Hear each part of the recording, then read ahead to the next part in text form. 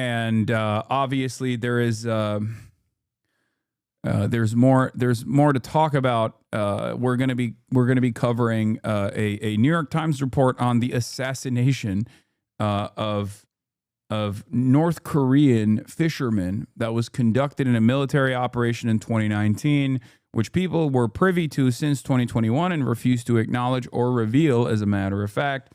And this obviously comes on the heels of the Trump administration's illegal war crime against a boat that they claim was drug traffickers out of Venezuela.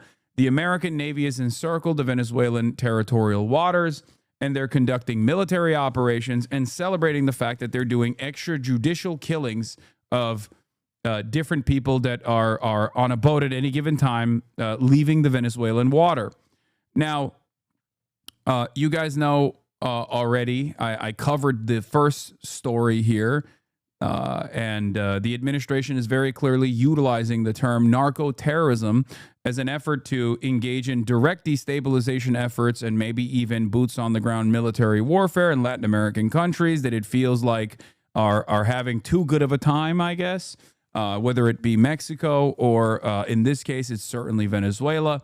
They're claiming that these guys are, they're claiming that narcotics traffickers are also now or should be classified as terrorists. And as you guys know, the terrorism designation from the American State Department is one that is intentionally vague. It is created specifically so that you can do, war crimes and extrajudicial murders of whoever the fuck you have declared a terrorist. It's a way to deny habeas corpus. It's a way to deny due process from people when you even apprehend them. It's a way to unjustifiably surveil people without any sort of sincere reason to do so. And now that expansion is now that definition is expanding to random brown people from Latin American countries. Of course, I'm going to start off the story with the 11 people that the Trump administration assassinated on a boat. Because there was a dinghy leaving the Venezuelan coastline that had 11 people on it. And the Trump administration blew the boat up. And then they actually released a video of them blowing the boat up. And then they claimed that these were narcotics traffickers. These were people who were trafficking narcotics. Now, I covered extensively why this argument is idiotic. Number one, most of the overwhelming majority of the narcotics trafficking is not happening on that coastline and is not coming out of Venezuela. Okay, that's number one. Number two, even if you suspect a boat that is trafficking drugs, you can't kill the people on the boat. You can just as easily just seize the boat and apprehend the people on the boat and investigate whether or not they are actually trafficking drugs. Okay? That is ridiculous. There is no world in which you just go, I don't like these people, so I'm going to murder them. And last but not least, it seems as though this boat was not trafficking narcotics at all. And I think this is a terrifying precedent-setting move, because in the past, these kinds of operations, of course, took place. And we're going to talk about one of them that was recently discovered that took place in 2019. Okay. And oftentimes this kind of assassination of people living outside of the security periphery or even inside of the security periphery of the United States empire would just get destroyed, would just get killed. And you know, people would make up people would get mad about it if they found out about it. But never before had we had a situation where the administration openly pulls the trigger, flexes that they're pulling the trigger, tells you that they don't even have the evidence, and says, what are you going to fucking do about it? So while, you know, Barack Obama also did his illegal drone wars, and we covered that extensively and criticized it extensively, including but not limited to killing an American citizen, okay, extrajudicially assassinating an American citizen. Barack Obama did that, which was an expansion of this collateral damage if you're even associated by blood, or if you're even in the vicinity of a strike target. If you're an American citizen and we know you're there, you're still going to get killed by the American government. It doesn't matter. Sucks to suck. No due process whatsoever. While that was a major escalation, it was a precedent-setting move. We have never had a situation where the government just like assassinates people and says, yeah, that's right, we did it. What the fuck are you going to do about it? Actually, yeah, we don't even have any evidence whatsoever. And I'll go so far as to say that Chelsea Manning was literally imprisoned for showing that the American government had done this. That's a big part of why Chelsea Manning, a brave whistleblower, went to prison. She literally went to prison and was tortured for revealing that the American government had done this. Okay? Now, the American government is no longer hiding that they're doing this. They're flexing that they're doing this. That is insane. Okay? You need to understand. That is insane. It's terrifying.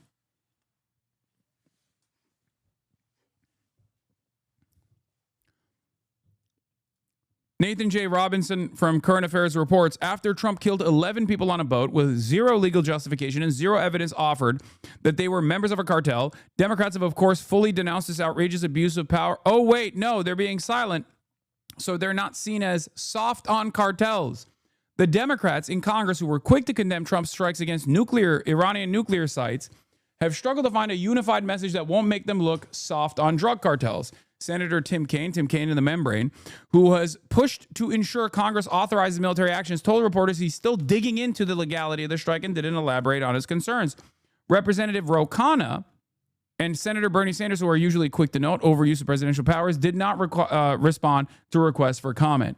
I'm telling you right now, I think America is moving actively further and further into this fascist superpower position around the globe. And the Democrats are too scared or too disinterested in actually trying to claw this kind of this kind of expansion of abuse back in a way that makes sense. And because there are a million other issues that people are predisposed with, like the average voters are predisposed with, because their attention is elsewhere, the Democrat Party's compliance in this is not even seen as an issue that people as a big problem that the American people want or demand answers to. You know what I mean?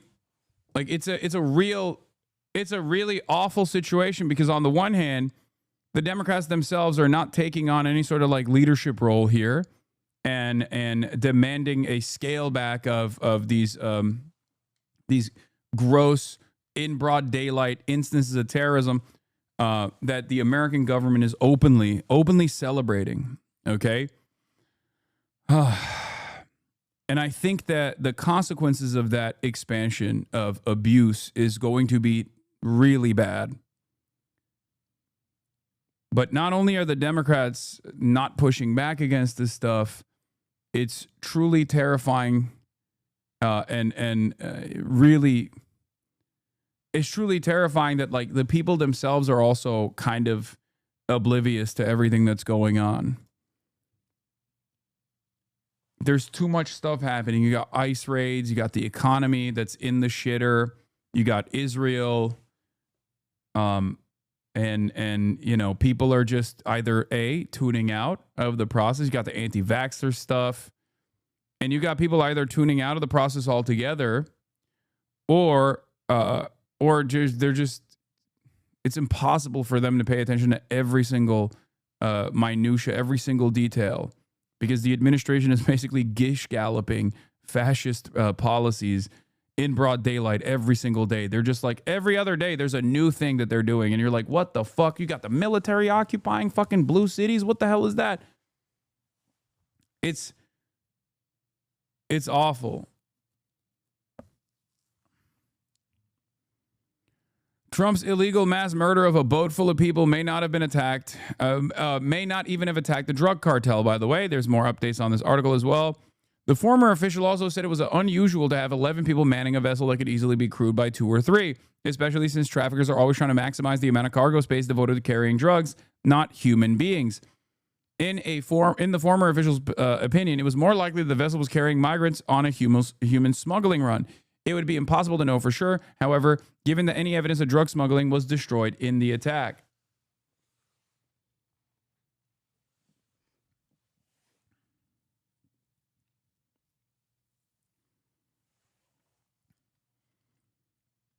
Once again, I ask you, a Democrat Party that won't stop a genocide, what makes you think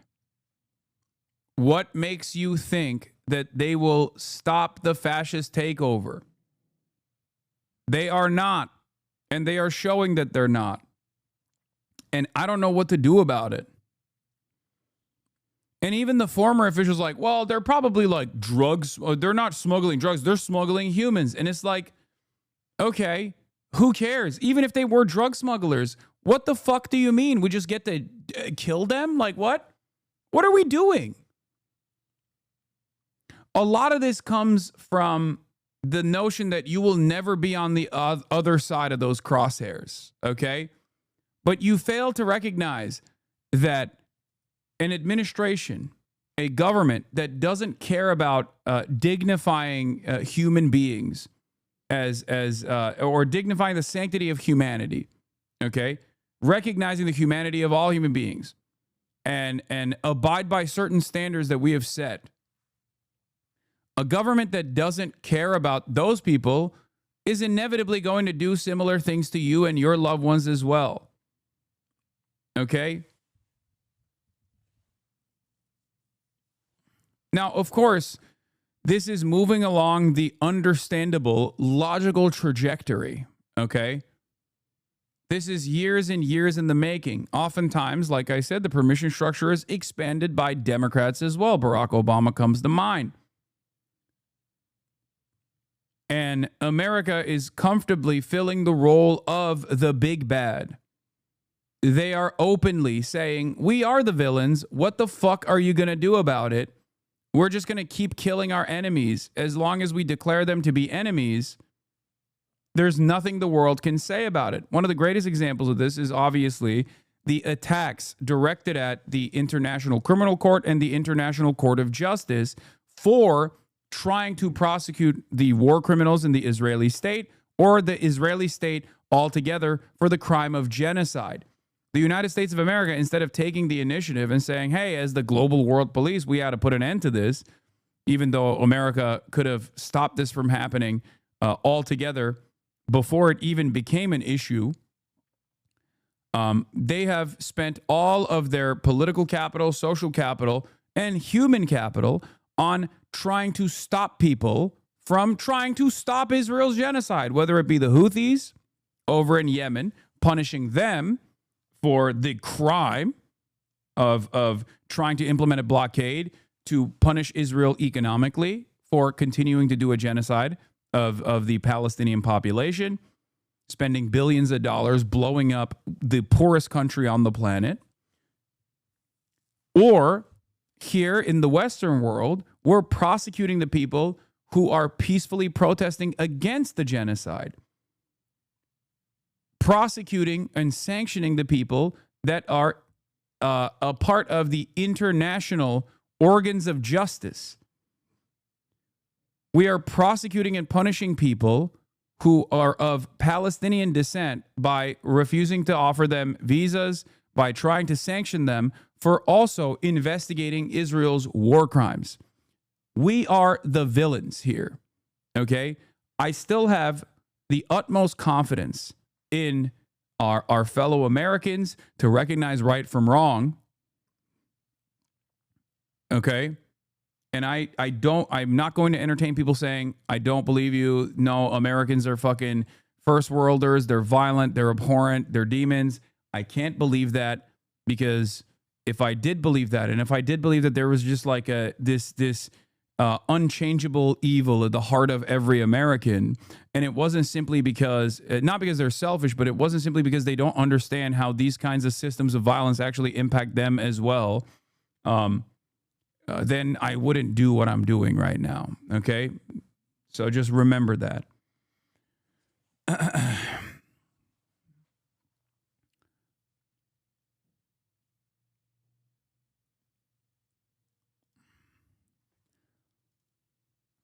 But this lawlessness is out of control. Aaron Rupar reports on an interview conducted with the drunk Secretary of Defense, Pete Hegseth. Mr. Secretary, what legal authority did the Pentagon invoke to strike that boat full of drug smugglers? We have the absolute and complete authority to conduct that. First of all, just the defense of the American people alone. 100,000 Americans were killed each year under the previous administration because of an open border and open drug traffic flow. Was there that is an assault on the American people. I said we smoked a drug boat, and there's 11 narco terrorists at the bottom of the ocean. And when other people try to do that, they're going to meet the same fate.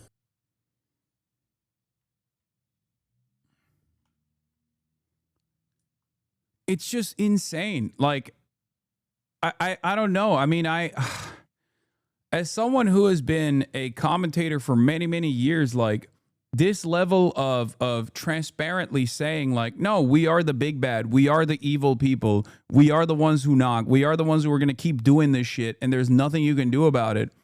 And especially paired up with the unfortunate reality that like many Americans are actually oblivious to it or don't care about it, or the ones who do know about it like it. It feels like no change is going to come. Just got in here. Were they actually smugglers or just fishermen? So it doesn't matter, right? Even if they were literally drug smugglers, even if they were drug runners, which there's no evidence to suggest that they were, and it looks like they most likely weren't.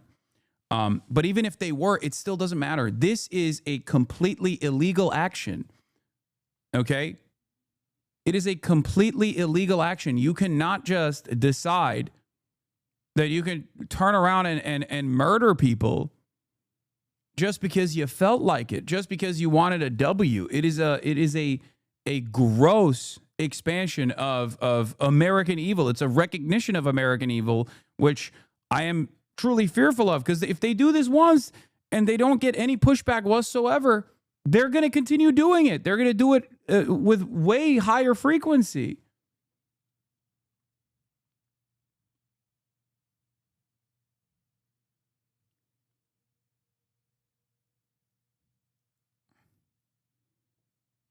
This is something that I've been warning about for quite a while. This is like a growing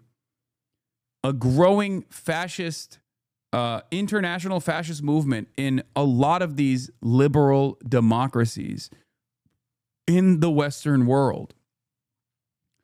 It is truly, truly terrifying because the American government is doing this, but they're not alone. Look, poll, 52% of Brits think refugees should be sent to concentration camps, prison camps. 52%. Only 35% say they should not.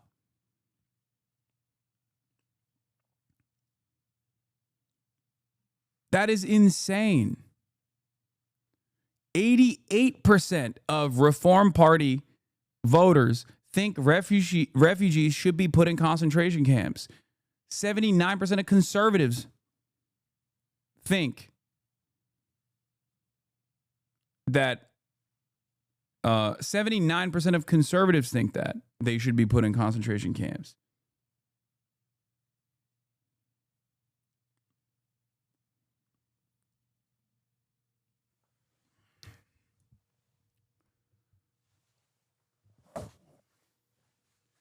The worse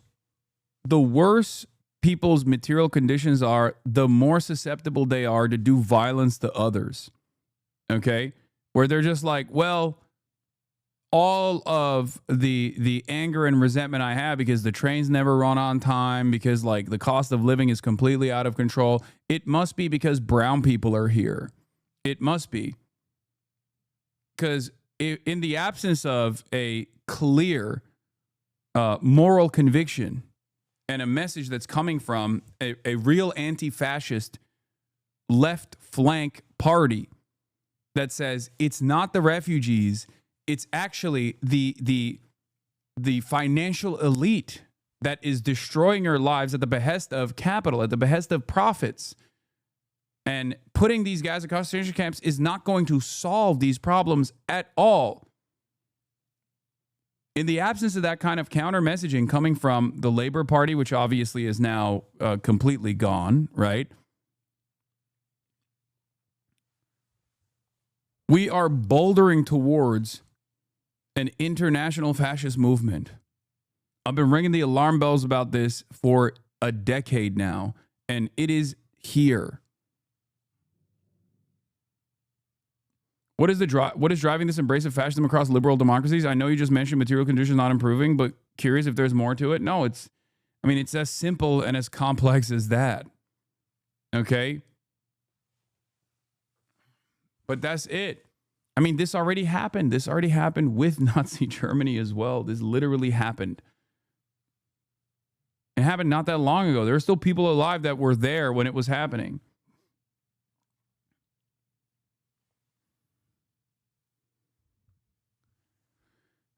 This is a byproduct of unlimited neoliberalism, unchecked neoliberalism taking hold of every Western liberal democracy, an erosion of social safety nets that directly contribute to material harm, that directly cause a decrease in living standards that people can recognize, people do recognize, people see, and people get angry about.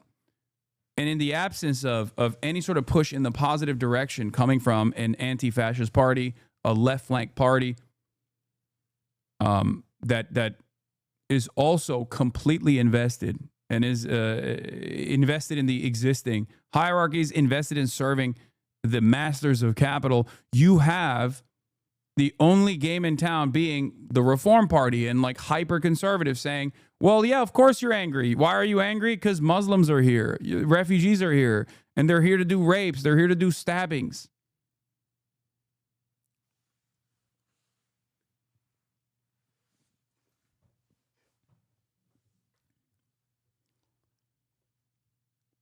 It's terrifying. And the worst thing you can do in this process is to lean into these reactionary sentiments. If you are a supporter of any sort of left flank party, whether they are obviously a phony, fake liberal party like what the Labor Party has become or what the Democratic Party is, it doesn't matter. If you're a supporter, if you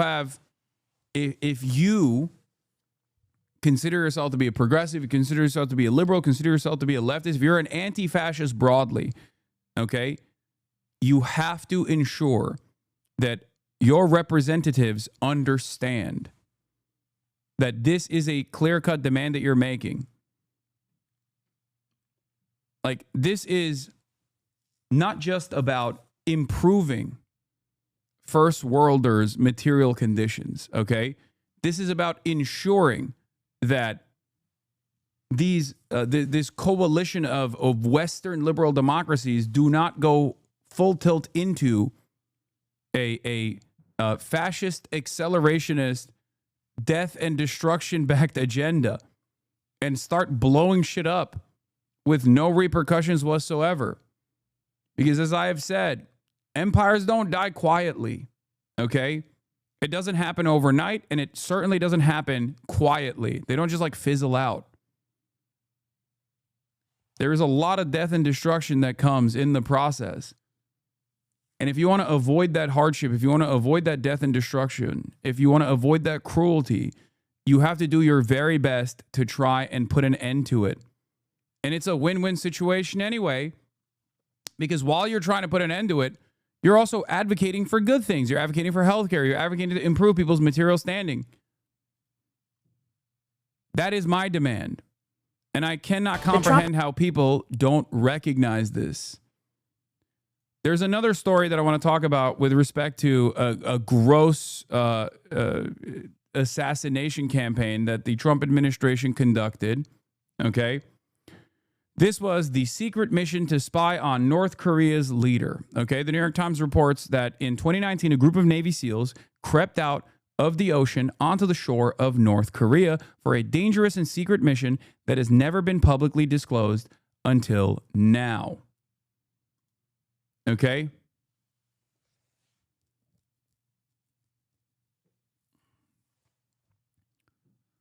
How a top-secret SEAL Team 6 mission in the North Korea fell apart. In 2019, Operation Greenlit by President Trump sought a strategic edge. It left unarmed North Koreans dead.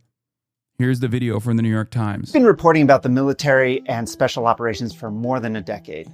And we received a tip about a mission that was so risky and frankly outlandish that I didn't even think it was real. The mission happened in 2019. At the time, President Trump and Kim Jong-un were in the middle of high-level nuclear talks. The mission was to plant a listening device. That device could give the U.S. an edge in all of the negotiations, but it also came with substantial risks. The mission started with a nuclear submarine motoring into North Korean territorial waters. The nuclear sub stopped and released 2 mini-subs that headed into the bay.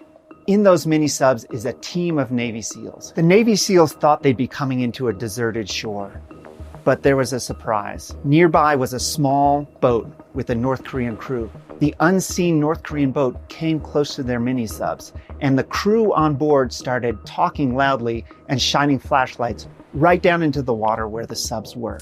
If the subs were discovered, they'd have no way out, and so the SEALs that were at the shore fired on the North Korean boat and killed everybody that was on it. The SEALs on shore swam to the boat to make sure everybody was dead. When they got there, they didn't find any uniforms or weapons that suggested the people were security forces or military. In fact, everything there suggested that they were civilian fishermen who just happened to be in the wrong place at the wrong time. The wrong place at the wrong time, by the way, is just North Korean fishermen off the coast of their own territorial waters. Like, it's the Navy SEALs that were in the wrong place at the wrong time, technically. You know? Oops, we came into your house and you outed us, so we had to fucking murder you. The SEALs got out of the area unscathed. But it's hard to overstate the gravity of what happened. The United States put troops on the ground in an unpredictable dictatorship with nuclear weapons, killed civilians, and took extreme strategic risks. This was just one mission.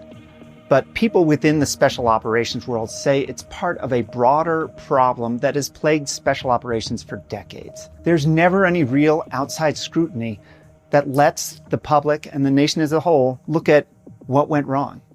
Everything remains top secret. This was under Trump 1, and there is more details, okay?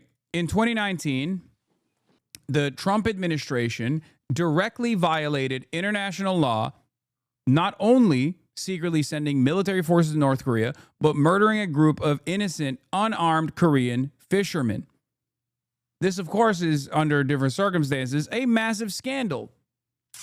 But a part of the reason why it won't become a massive scandal is because the Democrats knew about it since 2021 and never brought it up, never revealed this, never actually demanded answers for how they put together this special operation, because they too are complicit.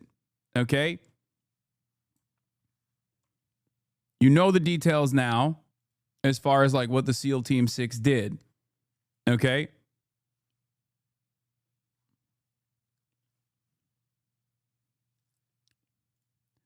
Of course, as Nathan J. Robinson of Current Affairs reports, needless to say, if an enemy country did this to us, we'd call it an act of terrorism and denounce it in the strongest terms, because it would be an act of terrorism.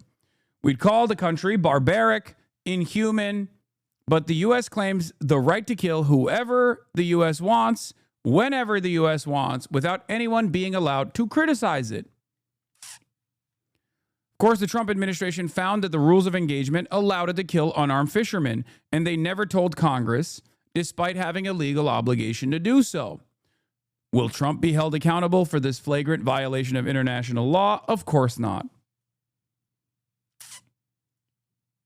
This was planned under Obama in 2013, but he backed out due to risks. Trump came in and used old intel to ram ahead and try to prove it. Try to prove its competence. I can't, like, this is a separate story. Remember, this is a new story that came out of an old operation that SEAL Team 6 did. Nowadays, the Trump administration is not even hiding that they're doing this kind of stuff because they're just openly fucking assassinating people on boats and saying, yeah, we're going to do it. Fuck you going to do about it. Okay? The aborted SEAL mission prompted a series of military reviews during Trump's first term. They found that the killing of civilians was justified under the rules of engagement and that the mission was undone by a collision of unfortunate occurrences that could not have been foreseen or avoided.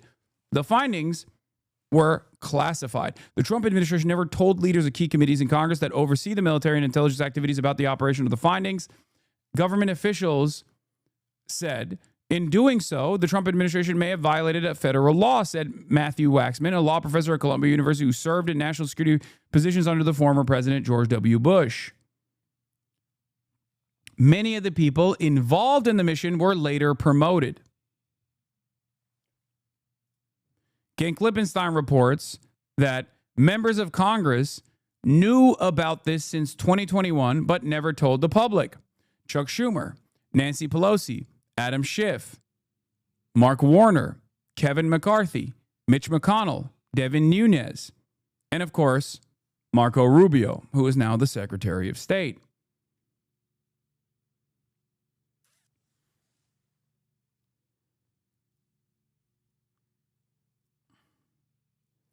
How in the actual fuck was it justified? I mean, you have to understand, like, if you're the bad guys, all matter of like internal laws that you have created are designed in a way to always find legal grounds for why you did something that is transparently illegal.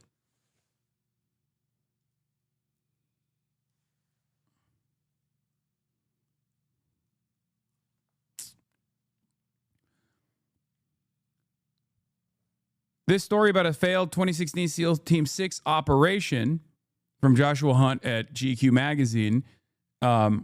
He adds on to it about what we have done in the past that's similar. This story about a failed 2019 SEAL Team 6 operation in North Korea is shocking. America's most elite special forces unit rehearsed for months because every move needed to be perfect, but had no contingency for being discovered other than to waste unarmed civilians. The hubris is astonishing. We did something like this back in 2005. The Navy SEALs reasoned. So surely it will work again in 2019 under a different North Korea regime with different capabilities. Even for SEAL Team 6, the mission would be extraordinarily difficult. SEALs who were more used to quick raids in places like Afghanistan or Iraq would have to survive for hours in a frigid seas, slip past security forces on land, perform a precise technical installation, and then get out undetected. Getting out undetected was vital. In Mr. Trump's first term, top leaders in the Pentagon believed that even a small military action against North Korea could provoke catastrophic retaliation from an adversary with roughly 8,000 artillery pieces and rocket launchers aimed at approximately 28,000 American troops in South Korea and nuclear-capable missiles that could reach the United States. But the SEALs believed they could pull off this mission because they had done something like this before. In 2005, SEALs used a mini-sub to go ashore in North Korea and leave unnoticed, according to people familiar with the mission. The 2005 operation, carried out during the presidency of George W. Bush, has never before been reported publicly.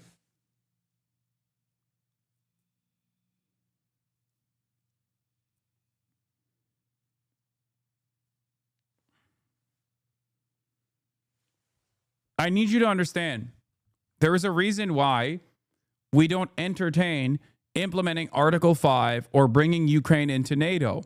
That is because Russia, the foreign adversary in this conflict, the belligerent in this conflict, is a nuclear-armed nation. North Korea is also a nuclear-armed nation.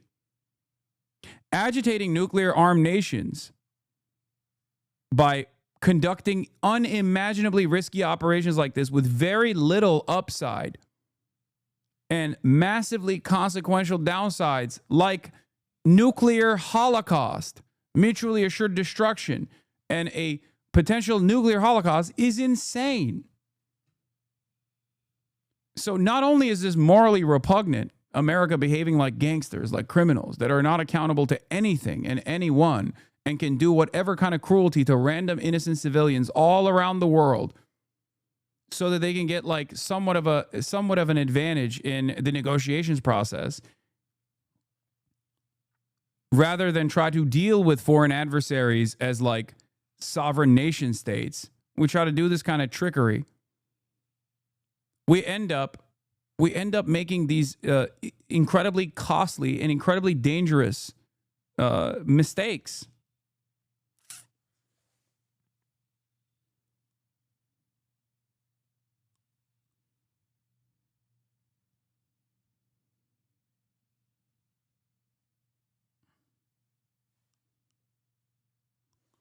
And someone in the chat said, wasn't North Korea testing or sending nukes or sending warnings to Japan around this time?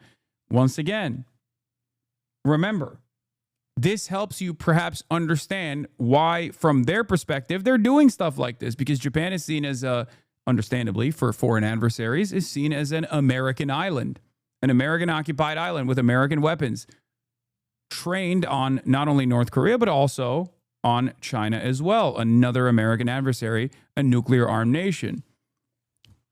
So from their perspective, they're like, we have to posture as a matter of deterrence, as a matter of demonstrating our sovereignty. And yet America still violates said sovereignty.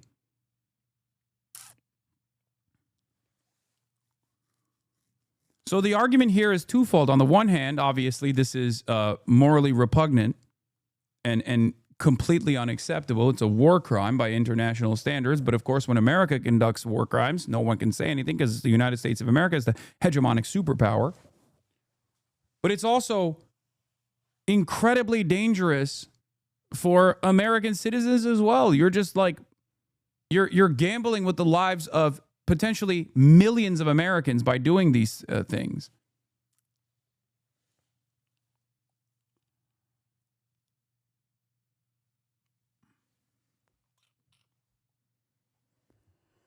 So that's where we're at.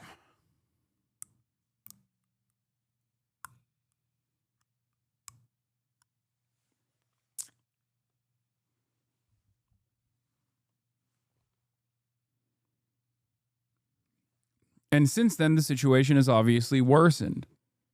Like I said, now that we have, now that this administration is using a new method of radical transparency, or I guess you could call it shamelessness, they're not even trying to shelter people from the truth. They're just saying it's the law of the jungle. And the people that are in the crosshairs, when they recognize that America is a lawless and evil country that can assassinate their citizens on a whim, eventually they're going to get together. And eventually they're going to understandably try to fight back. What do you think happens then? Even if America, quote unquote, wins in the end with all of our military prowess, with all of our might, how consequential will that be for you and your loved ones? Even if you are only looking at this from the perspective of utter selfishness, why do you think this will improve your lives? What good is it that we are increasingly behaving in a belligerent, militant manner around the world?